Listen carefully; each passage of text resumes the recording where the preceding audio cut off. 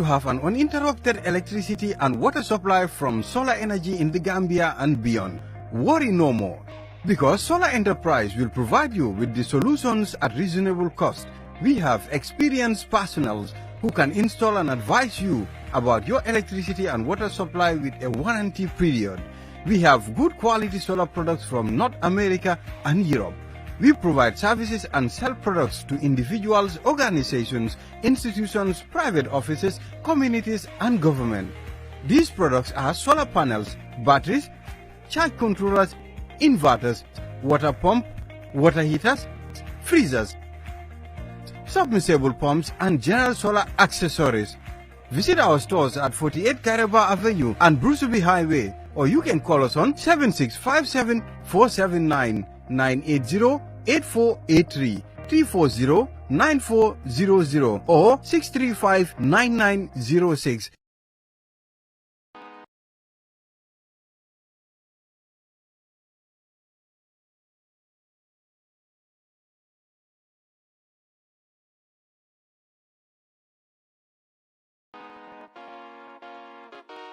Gunjur Fitness Center Body Max.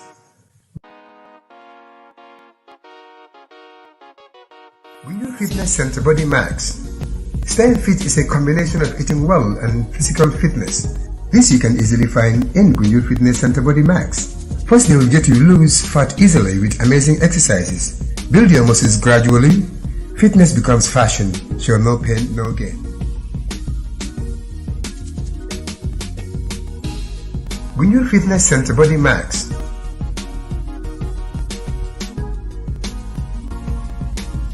First, they will get you lose fat easily with amazing exercises. Build your muscles gradually. Fitness becomes fashion, so no pain, no gain.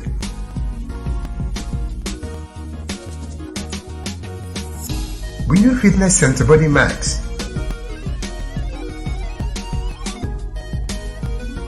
The way to prove yourself is to better yourself with the kinds of machines we have at Gunjur Fitness Center Body Max. You will easily better yourself, like the rowing machine, leg curl machines, weight benches, rubber plates, double pulley machines, cross trainers, rubber dumbbells, multi-gym machines, and much more.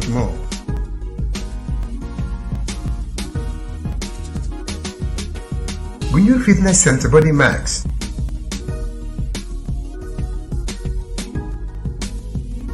Remember, we have a state-of-the-art changing rooms, toilets and showers for our esteemed clients, both ladies and gents. Different varieties of foods to aid your self-development of muscles and bones are available at reasonable prices.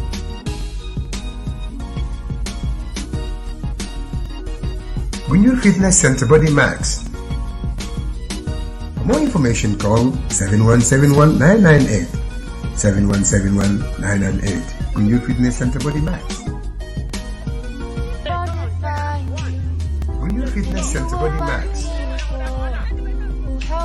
Staying fit is a combination of eating well and physical fitness. This you can easily find in Gunjur Fitness Center Body Max. Gunjur Fitness Center Body Max. Fitness becomes fashion, so no pain, no gain. Gunjur Fitness Center Body Max. For more information, call 7171-998. 7171-998. Gunjur Fitness Center Body Max. And you can be perfect.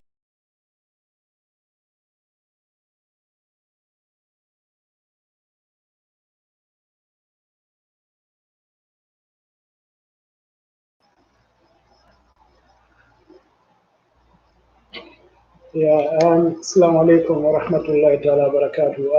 My fellow esteemed viewers, welcome to another episode of Daily COVID-19 Update. And today my guest is no other person than Ben Suwareh, and we are discussing recent spate of fire outbreaks across the country and what that means for national security. And also, we've seen a lot of rise, been displayed at McCarthy Square a couple of weeks ago, which generated a lot of controversy when Dr. Aissatou Touré expressed her frustration of the laziness of Gambian youths that they were not involved in offloading and loading of those rice. But since then, I hear very little about the rice in my own community, unless I miss something. But we are just too yellow probably to get the rice. But I don't hear anything about the rice. And since then, I didn't see any pictures. Those rice been said, or is something. Barrow Media Empowerment are not doing very good job because I think they brought it to McCarthy Square in the first place for publicity stunts. But why we are not seeing them being said, I don't see anything about it. So Ben, welcome to Assalamu another alaikum. episode of Daily COVID-19 Thank you very much, update. Ahmed, for inviting me again Alaikum salam on wa this rahmatullahi ta'ala wa platform. barakatuh. Yeah. Yeah, Uh, just thank you. saying hello to all Yeah, so the what I viewers. will do, Yeah, go ahead. thank you very much.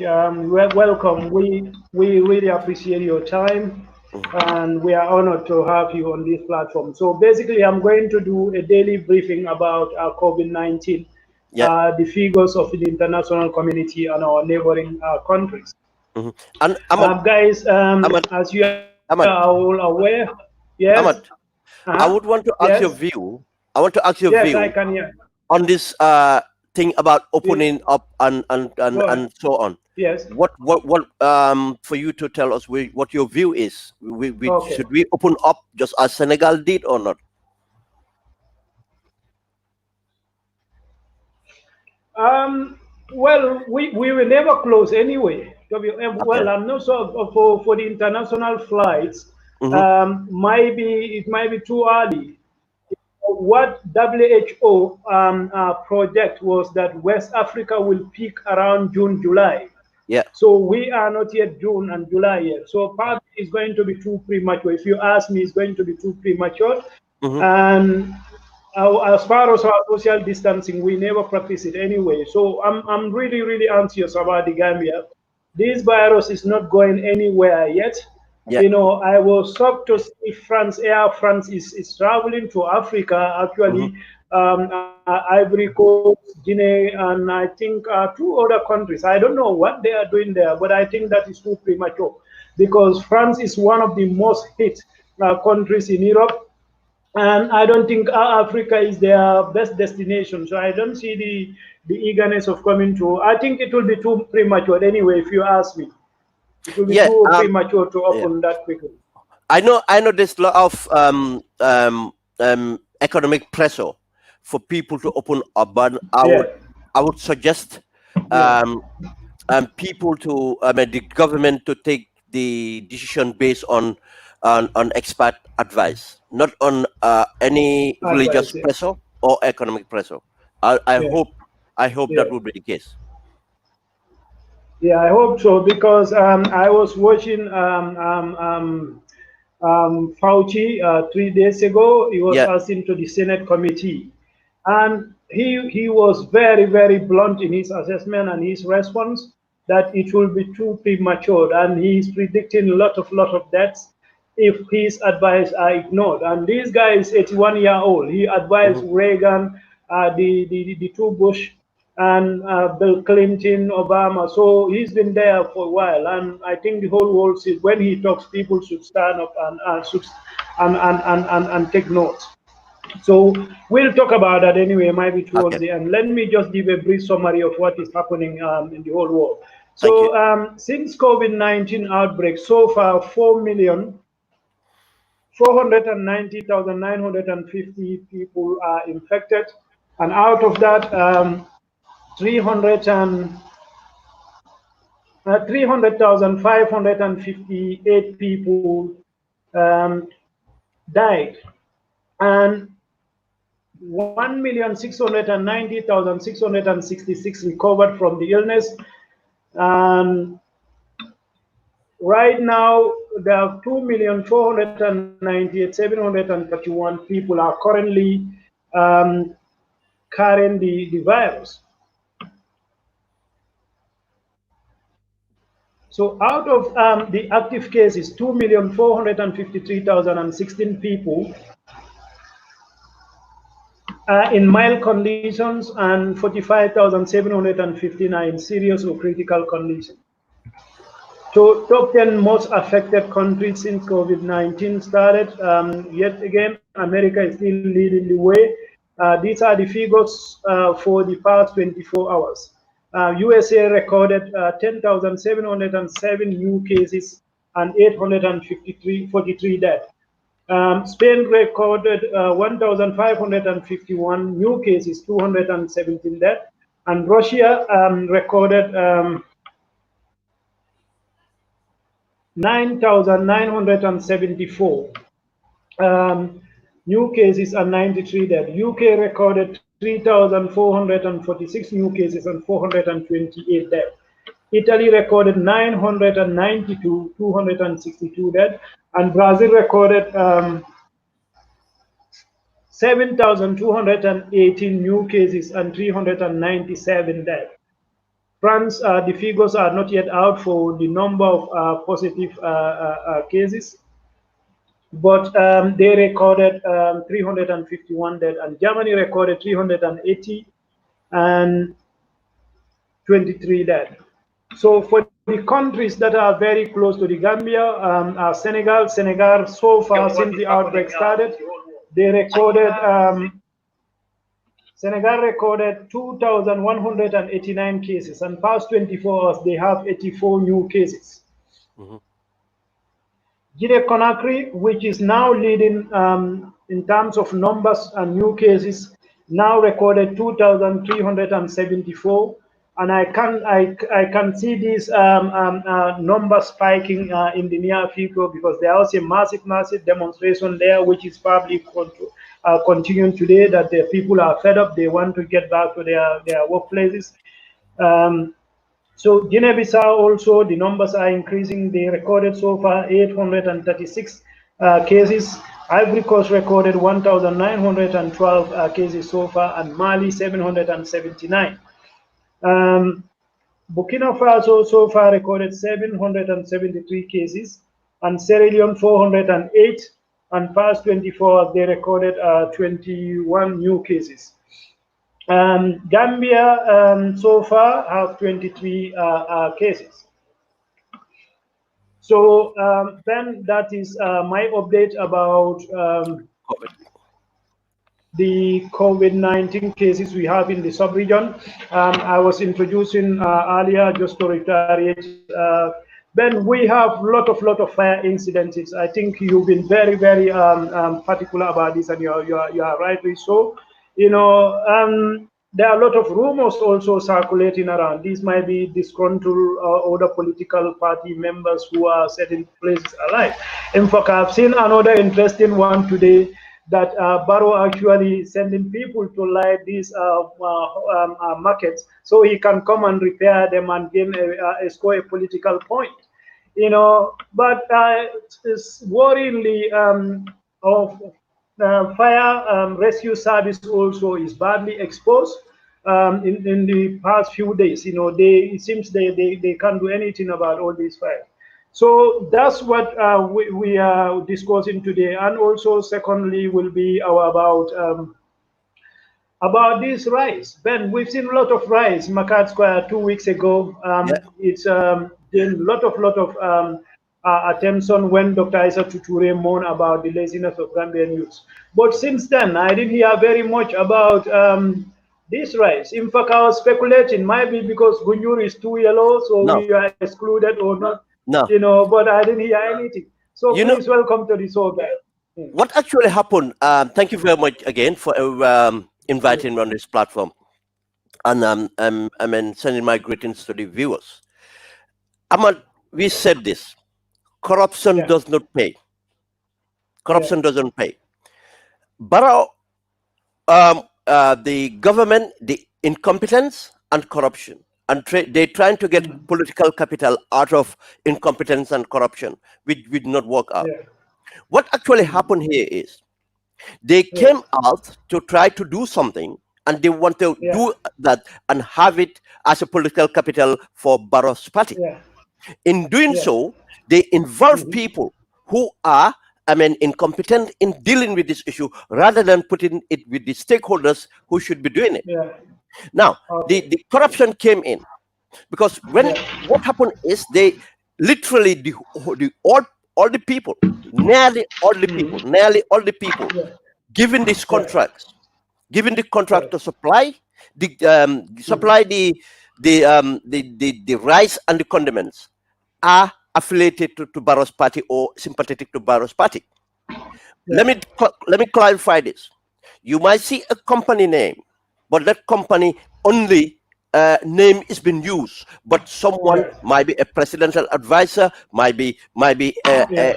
a party supporter that is using the company to bid for this contract because they don't Yeah. have a company. Then Yeah. they are given the contract to supply this rice. The first instant they could not supply Yeah. the amount of rice that they needed, but they have already Okay. invoiced a number of rice that they was demanded. Now corruption is already there. There's a shortfall of supplies. Then Yeah. down this structure, the rice started to started to miss from the Yeah. suppliers. It didn't come through. Now the people to distribute started to steal the rice before it gets to the people, Yeah. to the extent of the army escorting the rice started to steal the rice. Then Yeah. the little that got to the community, that too, the people who are supposed to be distributing the rice in order, for it to get to the needy Gambians, kept most of the rice. And the little they have, Yeah. it was selective of people they gave it to. Literally, that's why Gambians are saying that they have not seen the rice. Because of most of them are kept in houses and warehouses that are going to be resold again. It's a complete Yeah. corruption. Complete corruption. And now, where's the political capital? No wonder you don't Yeah. see them That's promoting it. This is the only reason you have not seen the Barrow movement going okay. around to promote this. And just right now, I was looking at Facebook. If it is true, there's a big house being shown on Facebook Yeah. that's owned by Sidin Yai. If Sidin Yai could not build Yeah. a house during Yaya Jammeh time, but now is building a house like that, earning a Yeah. salary of about $6,000, that's where the problem is. Everybody around Yeah. Barrow is doing what Barrow is doing and is taking our coffers, and emptying our coffers. Yeah. Yeah. That's I don't know. To be honest with you, yeah. So they put the cart before the horse, basically, Yeah, literally, yeah, and they cut in the middle. yes, So yeah, that's unbelievable. Yeah, I think the earlier President Barrow realized he's dealing with different kettle of fish, like Yahya yes. Jammeh was dealing with. Yeah, Yahya Jammeh muzzled the press, and he got the guns. He got he was feared. Gambians into the habit of, yeah, exactly. Hmm. So that fear is gone, Yeah, and he can muzzle the media again. So I think he need to have a good rethink. How he deal with Gambia before it is too late. So let's go to this spate of fires. yeah, You've been asking people to give. I think I supply with couple. yeah. Then this is it. It doesn't look like a coincidence or just accident. What's your thought in that first place? Do you think Okay. these are just random accidents? Actually, that is the problem. If if any if anyone wants to address that, would be speculative. Yeah. In the absence of evidence, anything you say would be Yeah. speculative. But one Yeah. thing would be agreed: these spades of Yeah. fire within 12 months. I've Yeah. listed about 8, but people have given me almost another Yeah. 8 of major fires, and other Okay. people have listed fires of Hmm. domestic. From the domestic this thing, and Yeah. apart from the Gorgi Mboj Move. fire, Mboj Yeah. fire, which we knew it was acid. Yeah. Now we Yeah. can say that's acid. Who did it? Mm. It's the problem. But we knew it's an acid. But all the rest of the fire, we don't know. But Yeah. we cannot exclude the fact that there is circumstantial evidence pointing at that there might be sabotage going on.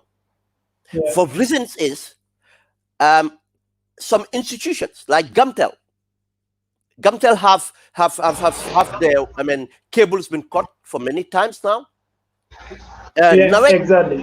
Nawek have their installation. Luckily it didn't catch properly, and almost Yeah. the Minister of Fisheries. You cannot have all these installations just being in fire and being a coincidence. More than two is not a coincidence. But the danger is here. Why are we talking about it's a national security issue?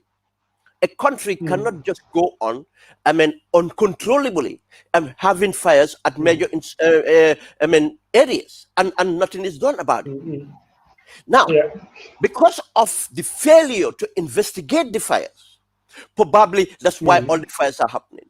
If the Serakunda market had a fire, is investigated conclusively and define and to find the reason behind the fire, then a remedy could be put in place.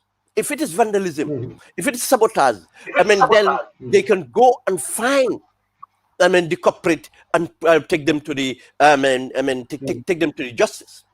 If it is health and safety, then they can address the issue about health and safety to order similar installations not to happen again. But how can a government be in place and major institutions have been gotten out in flames and nothing is done about it? Now the second part here too. Now he have allowed citizens to speculate and accusing the likely entities that they believe would be responsible or would have a motive to do it. But it's turning around again, as you said. People are even turning around to blame Barrow himself, for being the person behind it. This is a state of insecurity. When you have this vacuum created, now you have created this, case of insecurity. And as I said always, as responsible person as we are, we cannot speculate on certain matters, but we can point to certain matters to alert the people and to put pressure on government to look into them, so that we can have it will be dealt with the way it should be. I will tell you, yes, there are entities that might, let me emphasize the word might, have a reason or thinking that it will advance their cause. And this entities is not only domestic, it might be of international nature. But the only way we can eliminate anything is through investigation.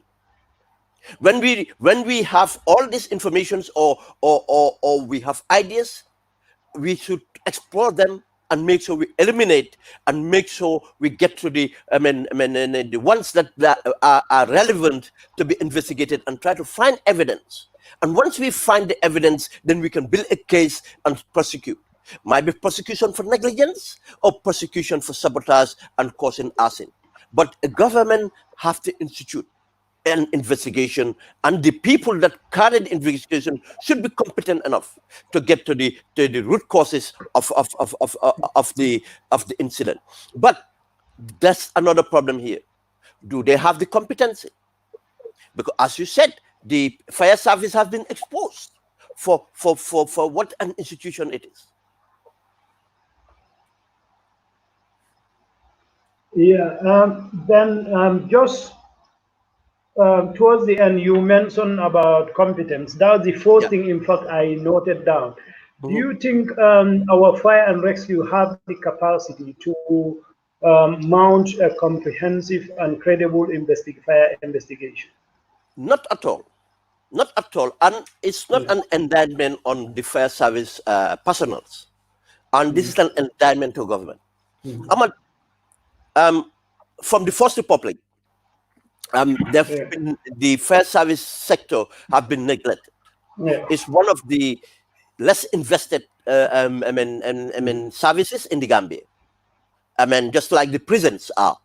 And this have affected the institution as it is today. It just starting from the First Republic. I can remember, let me go a little bit part of history, that the only fire service we had, the fire station we had in the Gambia, used to be Banjul Fire Station and the airport. Up to 1979, when they started to build the one in Bakau. And in 1981, it was interrupted by the attempted coup. And after 81, it was finished and commissioned. But even the fire service in Banjul, as I can remember, it was equipped by old equipments left by colonials or few things updated. But the Bakau fire station was actually equipped by Gambian citizens through the French tourism. You see, when they talk about these bombers, they do come in many, they do add in national development in many ways. These bombers had friends that have connection to the fire services in the Avon County in England and so on. And that's how we managed to have those 2 fire engines in Bakau. And literally, that relationship grew. Almost every fire engine in the country, apart from the one at the airport, was provided through a gift from the goodwill from other countries. But this gift, as goodwill as it is, most of the fire engines are not fit for purpose. They are tired, they are retired, and they were meant to be sent to the scrapyard and given to us. This is what, this is the fire engines. And remember this, why did I say the airport is the only place that we had new engines or modern firefighting equipments installed? Because it's an international requirement.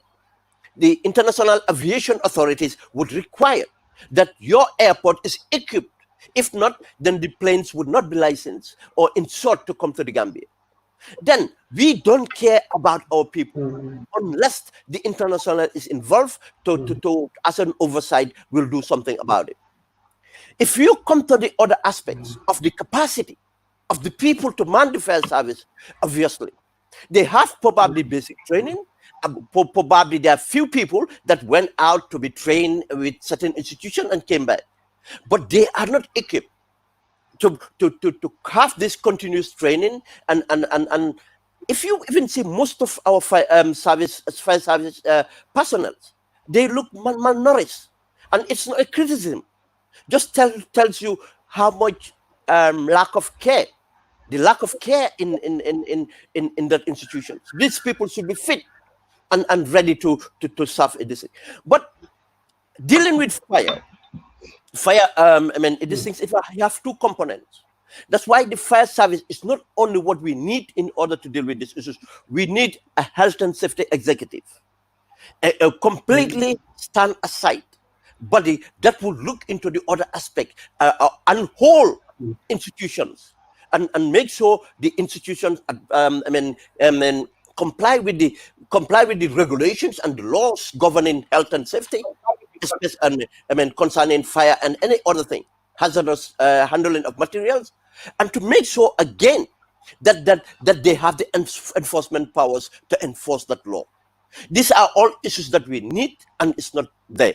In the case of the fire service, I am not sure, and I don't think they even have forensic investigators that could bring out the real evidence that is needed to determine what actually is the cause of these fires.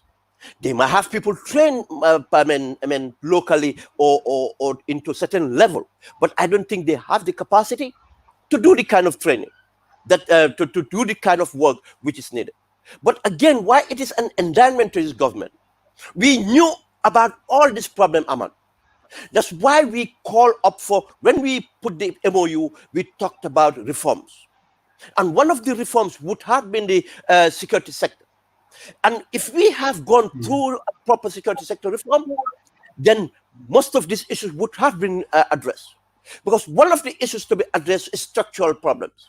And if we had looked at the structural problems in the security sector, we could have recognized the armed forces, we could have recognized the police services, we could have recognized the fire service, we could have recognized the problems in the prison services.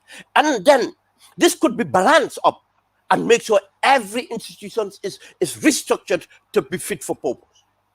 And then the resources. because the armed forces is overbloated. The armed forces, resources going to the armed forces is too much to go to an institution that is completely useless at the moment. It can be, partner to national development. At the moment, it's useless. And my reason to say it is useless.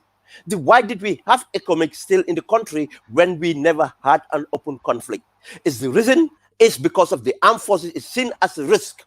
That's why we have the economic there.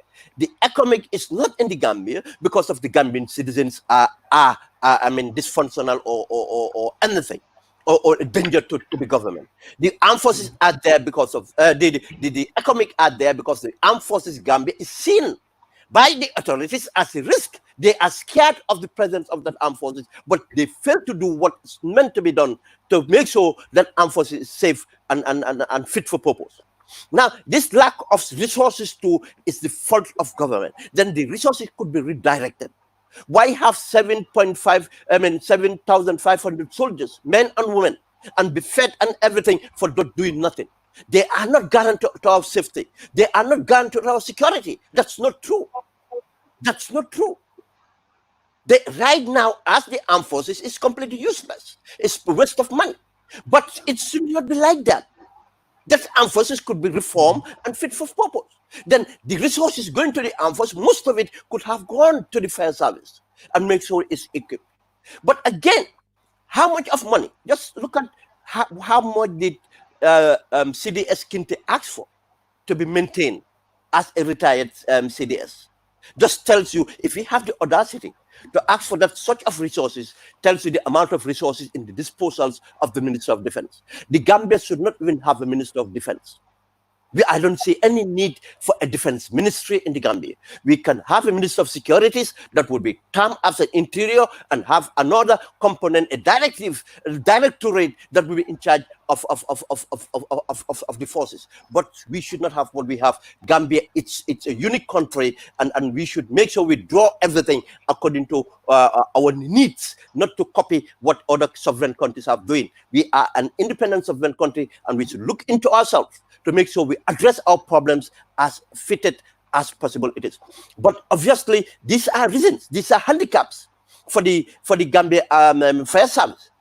Literally, what the lady said, the lady who was in charge of the fire service in Berkama said, and exposed, literally, there's no spare fire engine in that country. Now, Berkama didn't have any fire cover, didn't have any fire engine. Ahmad, what that means, anything could happen in Birkama and nothing could be done. Because if there was spare, they would have taken one spare from Kotu, or one spare from Talinding, or one spare from another place and bring it to Birkama. But they could not have that spare. What are they relying on? If fire is happening, they will call up for support. They will call for cover, not support. They'll call for cover from Talinding or call for cover from Kotu or Banyan or somewhere else. Now that's half exposed. Why did I use the word cover and support? They can call for support. If you call for support, means that you already have cover. You have the means to tackle the fire, but it's not enough. Then you ask for support from another sister organization to come and support you. But this is that they cannot cover the area because there's no engine fire engine at that moment. They are struggling to fix one fire engine that was functional. How can a country, how can a jurisdiction like Birkama, a municipality, lack a single fire engine? And the fire engine is not the only issue. A major infrastructure in the Gambia should be fitted and make sure it's inspected, and the health and safety authorities should make sure they kept to the compliance regulations that govern their safety. And what I mean here is the institution, any institution or like the markets or something like that should have enough fire cover to be literally called fireproof. But doesn't mean it's completely fireproof. Fire can break out, but when fire break out, the equipment within should be able to start to tackle the fire without putting people at risk. This is fire extinguishers. This is sprinkler systems. This is, hydrants that can be plugged in and start to attack the fire, not waiting for a fire engine to attend site. These are things that the infrastructure need. The compliance issue is here, that they have a proper management in place that manage the infrastructure to make sure that they do a weekly fire test to test their equipment, to make sure the equipment work, to make sure that the people who are in charge of marshalling the regulations are fit for purpose and things are done right and are recorded, so that investigations can be easy when something happens. But this thing doesn't happen. This is the weaknesses of the fire service, and it's not the problem of the fire service, it's problem of governance. That's why we ask for reform. If governance was, the reforms had happened, the fire service would have addressed all their problems. And the lady have said another thing. The lady said every day they send their situation report to their seniors, and their seniors would send it to their ministry, and the ministry is the Ministry of Interior. I might go and look at the budget of the Ministry of Interior and look at how much is assigned to the prisons, how much is assigned to the fire service, and compare to that, how much is assigned to the police and how much of that budget is on travel. This will tell you the lack of seriousness in this government and how much they put in our national security at stake.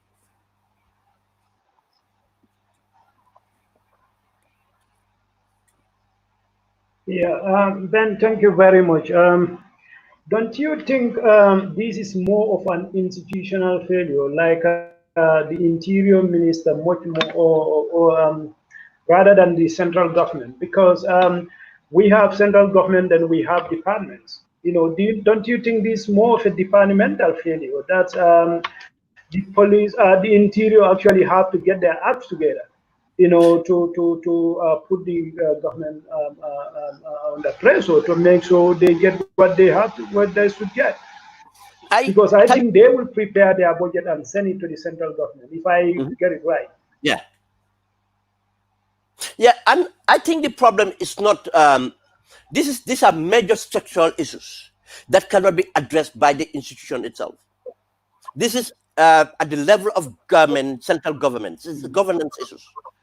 Because the fire service is part of the security sector, and the whole of the security sector is dysfunctional. It's been distorted. Remember, Yahya Jammeh, what he did was concentrated in the army. Even the police is lacking the attention that should have been put onto the police. We should have put more emphasis into the internal security. More emphasis, more investment should have gone to the police and any other sister organization that supports the functions of the internal security. We don't have, our threat is not of external nature. All our threat is of internal nature.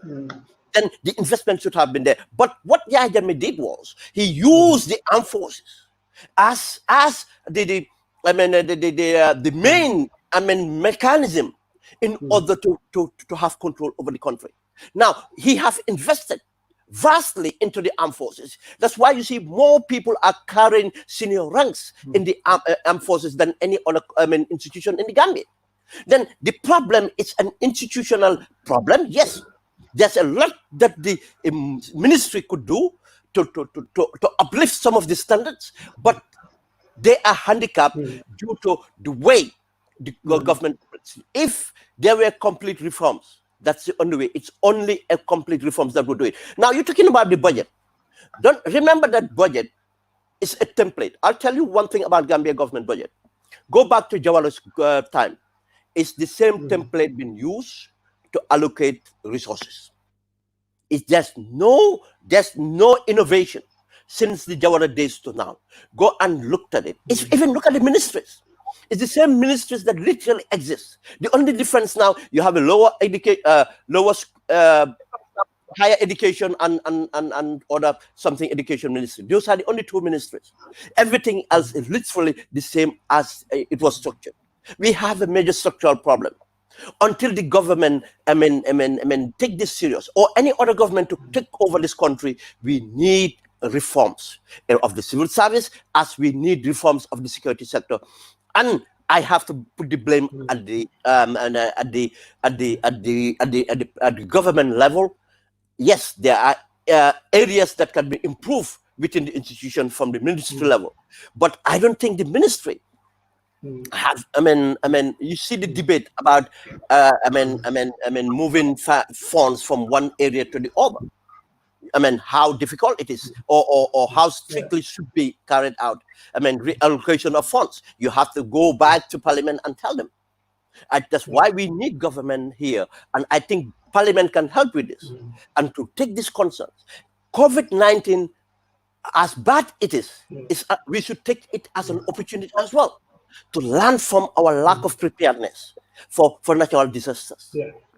Especially for any of these things, and to change the way we do things. It should inform us to change how we do things. Just imagine how the fire service has been exposed. Most people thought there are enough fire engines in the country, not knowing that Bilkama doesn't really have one. There's no even spare fire engine to support other areas. And if you look deep, and this is just from the surface, imagine, Ahmad, if you go deep into it, to find out actually what is in there, we will be shocked. I think a parliamentary committee should invite the fire service and make sure a thorough investigation is done and make sure we are safe, because we cannot live in a country where we will be having fires every day. And some of these things, we had the momentum and we are losing the momentum. Things like, I said it yesterday, things like having a forensic expert to help. We could have acquired that easily. The area of work I do come contact with a lot of people who have approached their retirement time, or some of them have retired. All they do now is consultancy. They do consultants for insurance companies. They do consultants for other things to do assessment, risk assessment, and so on. They are not even using their expertise anymore. And I tell, if the Gambia government have appealed to the United Kingdom government or Germany or other places, I tell you, there are people who will be ready. These people love the job they do. To come to a tropical country like the Gambia to work there, for a stipend even.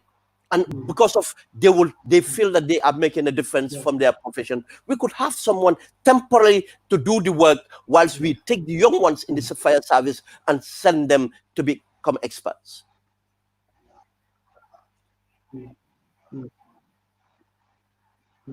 Yeah, then I wouldn't even be surprised if there are Gambians who are well versed in these areas and they've worked their trade in developed countries who will not hesitate to help.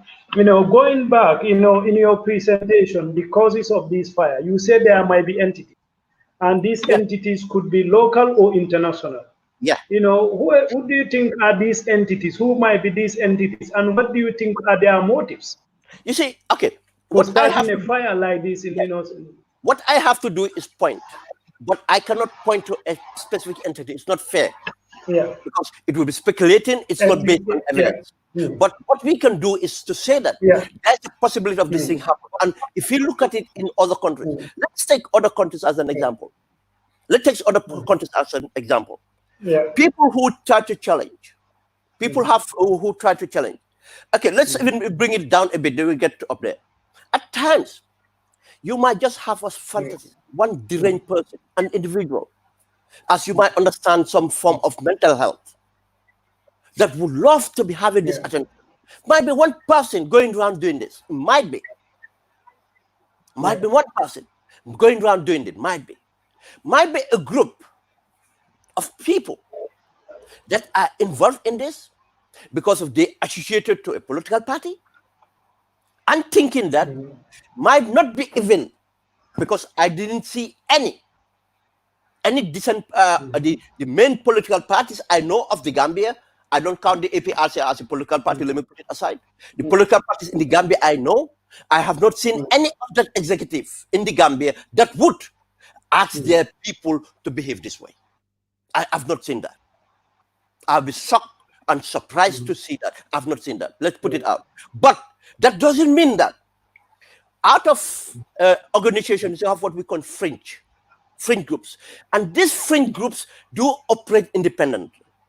Yes, they are part of, they subscribe or they support, but they will end up being fringe groups. Even in terrorist organization, you do have fringe groups that would be more radical, that would rather do this way. And if our executive is not accepting to change course, we are going to make sure force their hands to change course. There might be an element of that happening, but again, should be based on evidence. If you investigate the scene of crime and find the mobile phone and or something like that, and find something to tell you that, oh, Ahmed Manjang is part of this and that, then fine. Now start to follow that trail and find Ahmed Manjang who is part of a movement Gunjur called Gunjur environmental this thing and so on. They are the one doing it. Then you can link it to an organization. But it can be possible. Again, without going further, I've seen in cases, because as I said, part of my expertise is working as a freelance with security entities that have operated or that have subscribed and what I call it, contractors that have strategized for movements, strategized for governments to do certain things. And I tell you, it's not alien. That part of the strategies they use is to agitate, is to create countries ungovernable, is to create diversions. They do a lot. They do a lot. These things can be happening, but again, that would be informed through investigations. Then evidence will be found in that investigation. At times, you might have information coming in, and it might sound credible, or certain things in the information will make you to look that way. But you don't only look that way; you try to find the evidence to link it to that information. But the lack of this thing, again, that's an issue here. Let me explain how intelligence agencies work. Now, intelligence agencies operate, and they can have cells, or they have an operative. Now, if they want to do something in certain places, they don't want the organization they work for to be identified. What they do is they will manipulate a local group. They will manipulate a local group. Based on the local group, DNA, their ideology, because they're radical with this, they will manipulate them to start to act in a way that is of the organization's interest, but not the local group interest. But the local group would think that they having support to advance their objectives, but it's not. That's why these things are tricky. That's why we cannot just speculate on a particular group. We have to base it on investigation and evidence-led. Then we'll have the culprit, and we might be surprised what the causes are. We might be surprised everything we're talking about end up to be its infrastructure failure, probably an electrical cause. But the only reason I am skeptical is how comes most of the things happen at night, unless there's an expert who can explain that electric are likely to go off at night or something. But how comes all the time it happens at night? I remember the Sekuna market happened at night. I remember the last Brikama incident happened at night. I remember this Brikama market happened at night. I remember the Basse incident happened at night. These are things that too would lead you to circumstance evidence. Let's look at sabotage. Let's look at this. What else did happen around that time? Again, a few days ago, something just came to mind. The Gamtel cable was cut. But whenever a Gamtel cable is cut, few days after or a week, there's an incident like this. Again, you see the problem here. Because from my point of view, I am not even sure the Gamtel cable cut until Gamtel tell us the cutting of the cable, it's due to sabotage or it's due to someone trying to steal the cable. If it's sometimes someone trying to steal the cable, we know that the person is stealing it for their own economic reason. But if the person is cutting it, then we can link the cutting of these cables to an issue of sabotage going on. The incident at for Nawek. Yeah. That's definitely a sabotage because it was an area, the pumping station in Kanifing, I think, which was not working properly, and they fixed it, and someone came and put foreign materials. These are not, I mean, he put, you can see the cloth and other things that put there and try to and set the plant on fire. Yeah. But again, that could have been a disgruntled worker. It might not be a political force outside Nawek, might be within Nawek. That's why investigations are important, and people who have the capacity in order to do this. This is this sad failure. What is the point of having an SIS in the country? Because they are all motivated, they are all prime and looking into political espionage or whatever it is, rather than looking at national security as it should be. Yeah. Ben, earlier also you come up with a brilliant proposal how we can rectify this situation, how we can make our security service reform, taking money from the military and investing in police. But somebody is here is saying that that proposal is 100 years behind, a schedule. Do you want to agree, or you are more of an optimist? Is What does it? that's not going to happen in our lifetime? No, look, I'll tell you, no, that guy is not way wrong. I know what he's not a cynic. I know what he meant. There's something called momentum in reforms. Yeah. Reforms, you have to have the momentum. Ahmad, the minute we came to power, I'm saying we here now, you see? I'm not taking Barack coming to power because we are the one that came to power, the people. The minute we came to power, did you realize something? It got about 3 months, 6 months. Even the APRC had to burn down because we had the momentum. That was the right time to push in the reforms. And the reforms you start with is always you manage the risk. You manage the risk associated with the institution. If it is a financial institution, you manage to make sure that it's solvent, isn't it? Yeah. You have the liquidity to operate, because you don't want to go out of operation. You do everything. At times, you might even dispose of assets in order to create liquidity. But in security, what do? The risk management is to avoid conflict within the institution, or to avoid that institution use their toxicity to harm society. Then you look at that institution, what or who is likely to be, or how it have to be. Then these are the questions that you answer through a matrix. You put a metric system to show competency. You put a metric system to win confidence and not alienate everybody. Then you'll have support. The momentum, we lost that. But I'll tell you one thing. If we have a new government again, that government can take because when you have new government, what it means is you have a new mandate. This government comes with a mandate.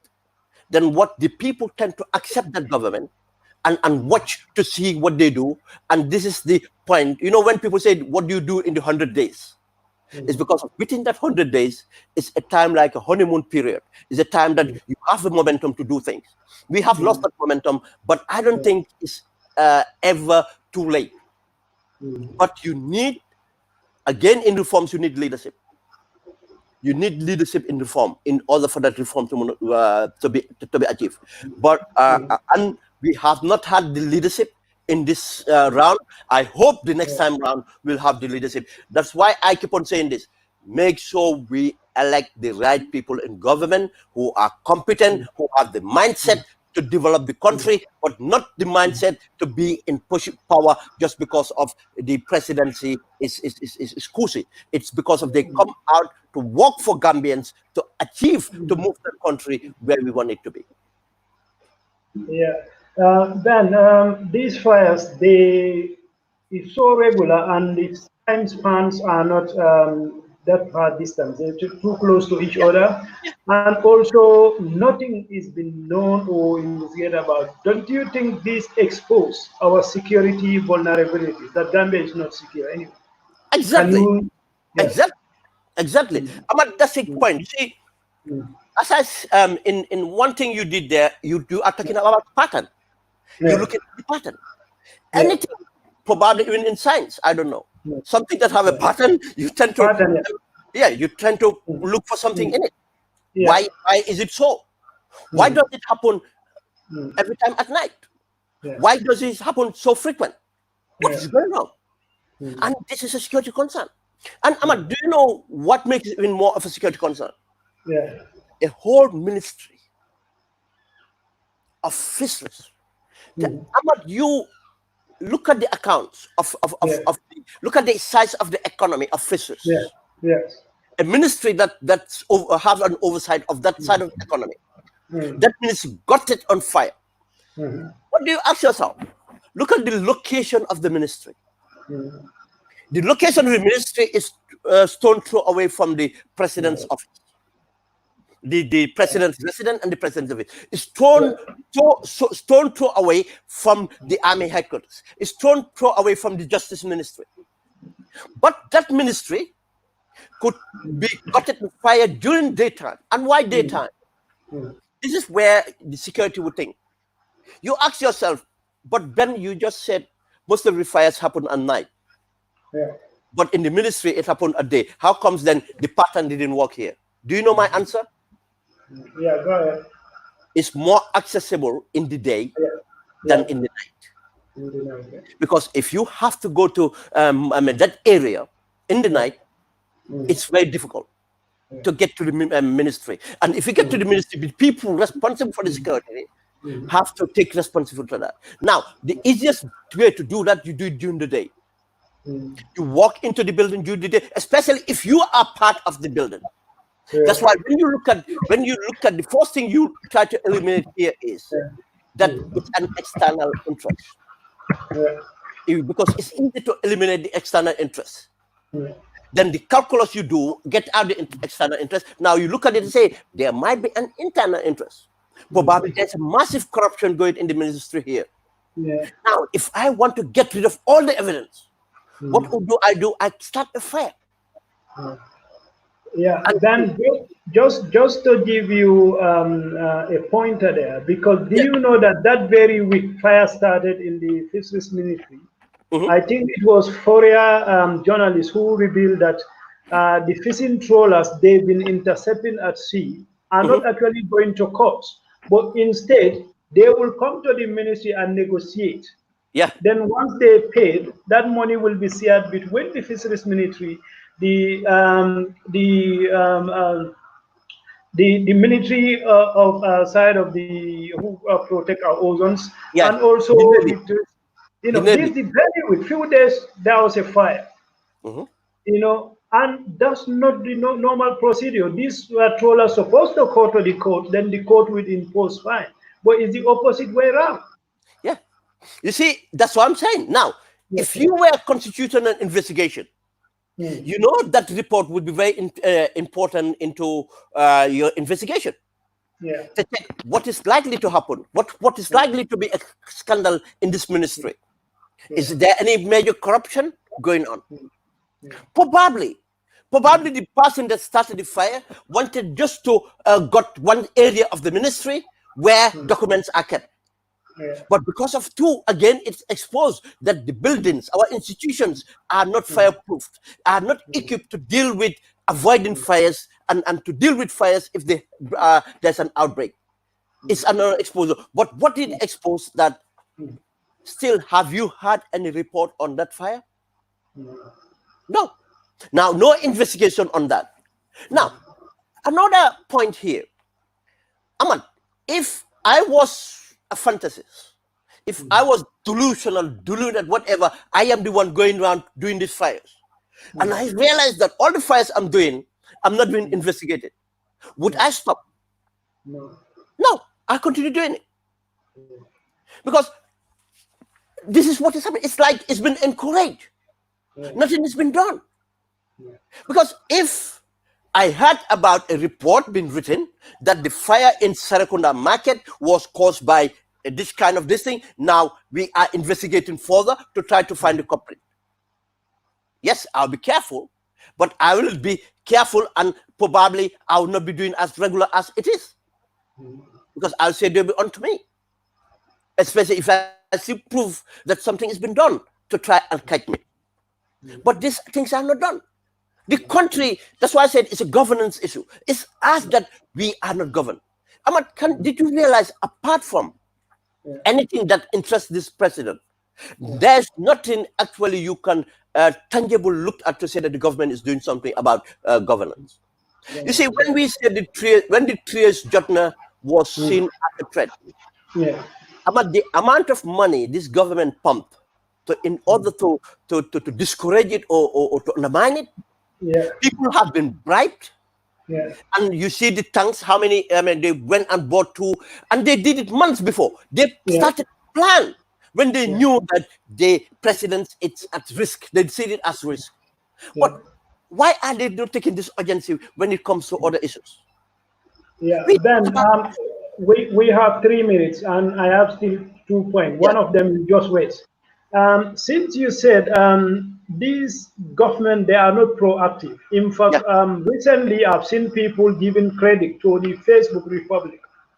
It seems we are directing these governments moves. So in that respect, what do you think the citizens need to do to make sure that these they keep forcing this government to do things? Don't you think these fires, people should just come a day, a national strike across the nation to demonstrate about these fires?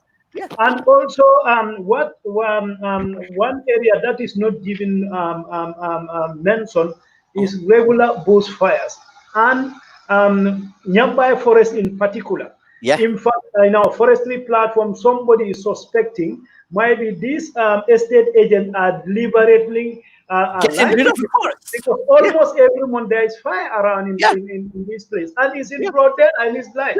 So, what do you think? In fact, fire service are not even considered to be, somebody who's responsible of dousing those fires. But it's become too regular around that end. So once now you expose, we have a serious security problem, and you also establish these government, they are not proactive, but whenever they see a threat, either to the Barrow's presidency or his credibility, they will get up and do something. I will tell you, thank you very much for bringing that. That's why I tell Gambians, when we are on social media, let's be serious. We are the alternative to government. We have to be very serious. That's why I try to avoid all these dramas going around. I target my campaign to where it matters. And Ahmad, we are waiting for results. But I raised a campaign about buying Gambian onions, Gambian farmers' onion. We 2-3 days ago, I've got a report that now Minister of Finance is working way to do that. I fought about the rice importers cartel with Barrow onto the sabotage that was going on. And I have the owner of Marov Hams himself came out and updated me on the positive move that government is on. You see the reaction, but not only that. We have seen many areas, as you said, that's why they say that Facebook Republic. The other bit is here. You ask me, why is this happening? The government is not functional as a government. The minute we broke off as the coalition, what happened? We have the tactical alliance. The tactical alliance broke off. Now what you have is like Kabulu, like group of interest groups within a government. Now you have this everybody is fighting for themselves. And they have realized, when you realize that this ship is going to capsize, everybody now is trying to salvage what they can for themselves. Now, all these people are going around to salvage what they can. That's why we have this level of corruption. They don't care about anything else. It's completely broken up. But then land there. As you said, what we should do, I always advocate this: direct action might be the last resort, and that's where we are. Just like when we talk about the fish mill factory, look at the mockery of between ministry and directors and the people. Direct action might be the solution. Direct action can mean a lot of things. You might even need to go to the minister's residence and picket the residence, picket the office. People should have had to come out and confront these people. If you make them uncomfortable, you see about this constitutional draft. You know, I came out and make a noise about it, and other people make a noise about it, and I went straight to the person Biara and Tambedu and call him out. When you do this, you make them uncomfortable and they move things. I think Gambians should be proactive and make sure we hold them accountable. Okay, I have one question for you to answer, then that will, and you can make your closing remarks. But before that, I have two comments here I want to read. Solomon Bay wrote and said, Fisheries Department fire was an inside job, destroying evidence to hide the inside dealings with shady investors' characters. Okay, then you have just marker about the fires. I think now we have to take the blame. They should stop giving meters to people with just flimsy structures, not basically. So basically, what he's saying, the electrical wiring system of most shops and canteens in our markets are very poor, and low life extensions are used for refrigerators, which keeps running all day and night. And when the wires become so hot, it can lead to surge. Therefore, now we need to have a special unit to visit these businesses and conduct assignment on their wiring. That's one. But the last section I'll give you, so you comment on this and go on to that. So we all agree the Facebook Republic is making a mark. Don't you think we are doing the work of the politicians? Do you think the opposition politicians should be doing more? Like whenever there is this major incident, all political parties leaders should come out and make a big noise out of it, like a press conference. Look at the fish meal factories. You will not hear none of them. None of them made an issue about it. This is a monumental disaster happening in the country. How come? You see, Ahmad, I'll start from the two comments. The guy that said inside job, as I said, yes, there are indicators, but we can only be sure through an proper investigation. We are completely dissing. There are many reasons to push possible to that conclusion, as you mentioned. The person who said about knowing, completely, as I said, but again, definitely, most definitely, there's a component of health and safety. That's a component of health and safety and of infrastructure nature. He's right. I've seen the poor. Now, most of the wirings are coming from God knows what country. Some are manufactured in India, some in China, some in African countries. Dubai. And go for the cheapest thing that they can have. And most people are connecting things. Look, as you know, in the United Kingdom and other countries, you dare not touch something if you don't have the certificate, qualification from the professional body to do it. What Gambia, anybody is an electrician. But again, not only knowing, but whose property it is, KMC, who protects it, BAC. They should make sure their infrastructure is fit for purpose. They should make sure the duty of care and the safety of those people. You see, that's why I said if you have a health and safety executive, some politicians would be charged for negligence, charged for manslaughter, gross negligence, some public officers. And once you have that accountability measure on them, people will do their job. People do their job. I mean, we have to, and we'll come back to reforms. Total reforms we need an immediate investigations to try to address these problems. If you're talking about that we are doing the jobs of the opposition, the only reason Ahmad, our political strategies, I'm telling you, only reason Barrow is still thinking of planning to run for elections because our opposition is not effective. The opposition was effective today. Barrow would think of something else, but not. You see, a good opposition, an effective opposition is an incentive for the executive to leave power. It's an incentive. You know, when even Sadauda, the reason Sadauda changed for 30 years, because there was opposition in the country. The governing party become complacent. They do as they feel, or they measure measure things wrongly because of it's distorted. They think that, oh, the whole country, we have approval from the whole country. We are winning elections. Whenever the Sadauda go out, he's the most popular person. Now, is this the distortion we have? If opposition was really effective, I would tell you Barrow would not run for elections. Because if opposition was elective, I'll tell you that the fish meal factory would have closed. And until a political party stand up to campaign on the fish meal factory, I am not going to campaign for any political party for the fish mill to close in the Gambia, or to tell me that he's completely going to review and bring and tell me what plan he has for the Gambian people. That fish meal factory, I tell you people to stop this. Stop saying Gunjur.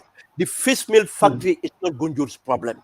The fish meal factory is not Combo South problem. It's a Gambian problem. Gambian problem, yeah.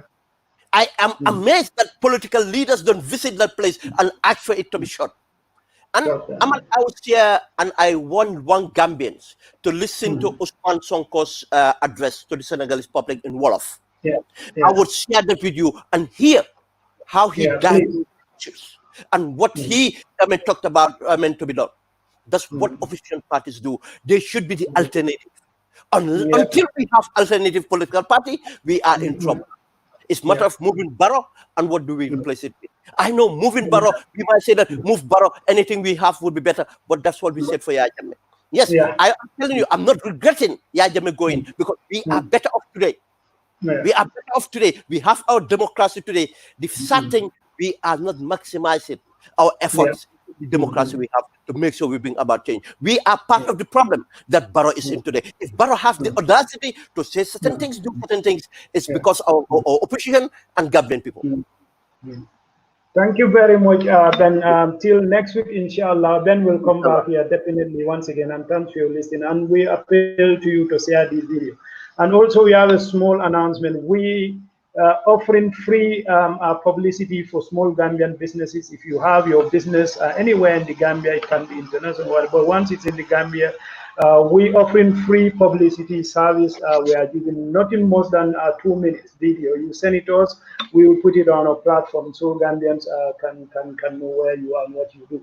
Thank you all once again, and Ben, we really appreciate your time. And one final word, and that will be it. Thank you very much, Ahmad, and thank you very much, for the viewers and future viewers. Again, this is what we do, and it's a pleasure to come on a platform. Any platform, but more so your platform, and to share with you and to share with the other Gambians. And I would appeal to Gambians to continue. The only way we can bring about change is to exchange, to be tolerant and exchange our ideas and make sure we follow the democratic process. We can do this. Gambia can change, and we are in the process. It's a process we are in. We don't just expect change to happen. We have to work through the change, and the change will happen, inshallah. Thank you. Thank you. Thank you, Ahmad. Cheers. Thank you. Thank you.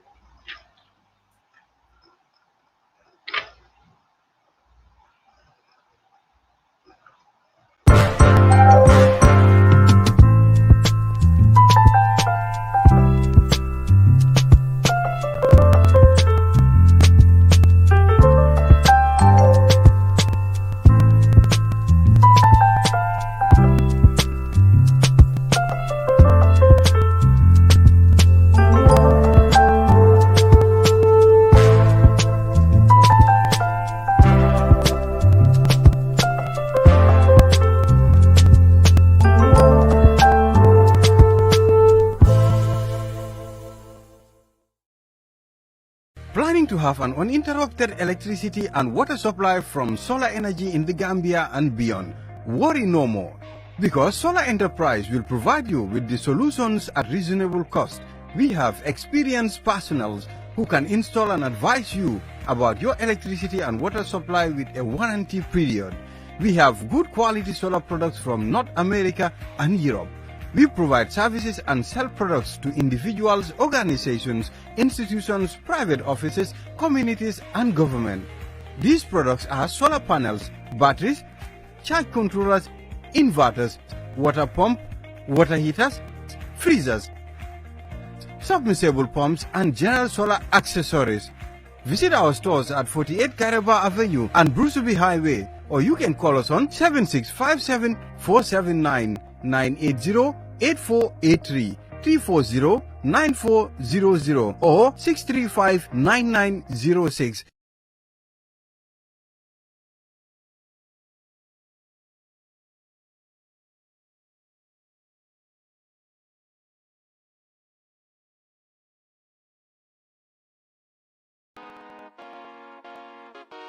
Gunjur Fitness Center Body Max.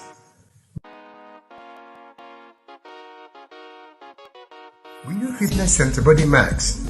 Staying fit is a combination of eating well and physical fitness. This you can easily find in Gunjur Fitness Center Body Max. First, they will get you lose fat easily with amazing exercises. Build your muscles gradually. Fitness becomes fashion. Show no pain, no gain. Gunjur Fitness Center Body Max.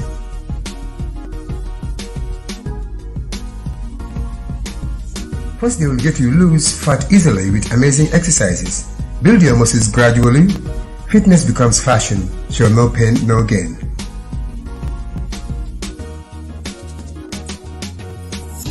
Gunjur Fitness Center Body Max.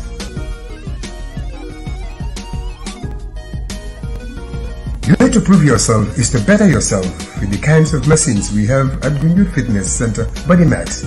You will easily better yourself like the rowing machine, leg curl machines, weight benches, rubber plates, double pulley machines, cross trainers, rubber dumbbells, multi-gym machines and much more.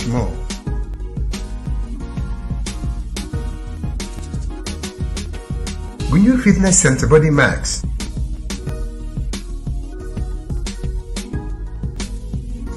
Remember, we have a state-of-the-art changing rooms, toilets and showers for our esteemed clients, both ladies and gents. Different varieties of foods to aid yourself.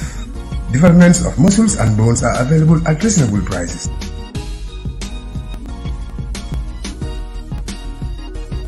Gunjur Fitness Center Body Max.